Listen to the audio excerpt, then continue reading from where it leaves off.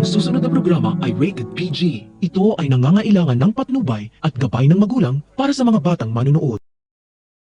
Ang buong akala ni Betsy, masisira na niya ng tuluyan si Gina kay Robert para sa kanya ibigay ni Robert ang posisyon bilang bagong presidente ng Rodriguez Supermarket. Ngunit hindi lubos akalain ni Betsy na si Gina pa rin ang panalo matapos niyang kausapin at imbitahan muli ang mga pamilya ng biktima sa reopening ng supermarket.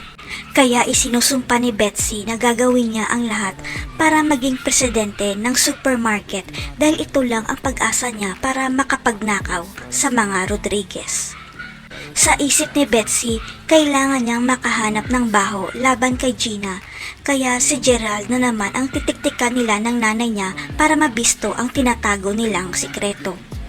Malakas kasi ang kutob ni Susan na may tinatagong sikreto si Gerald tungkol sa bagong lalaki ng nanay niya. Ang hindi nila alam, buhay pa pala ang tatay ni Gerald. Ang akala ni Betsy, si Gina lang ang poproblemahin niya. Ang hindi niya alam, nalaman pala ng lola ni Gina na may bagong asawa si Robert kaya uuwi siya ng Pilipinas.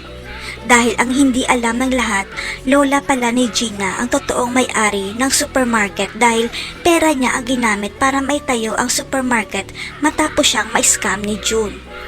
Kaya kahit ano pang gawing kasamaan ni Betsy kay Gina para makuha niya ang supermarket, hindi mapapasakan niya ito dahil lola ni Gina ang tunay at nag-iisang may-ari nito. Ang lola kaya ni Gina ang magiging bagong kakampi niya laban kay Betsy. Makikilala kaya ni Gina ang tatay ni Gerald na siya pala ang kaaway ng daddy niya. Abangan.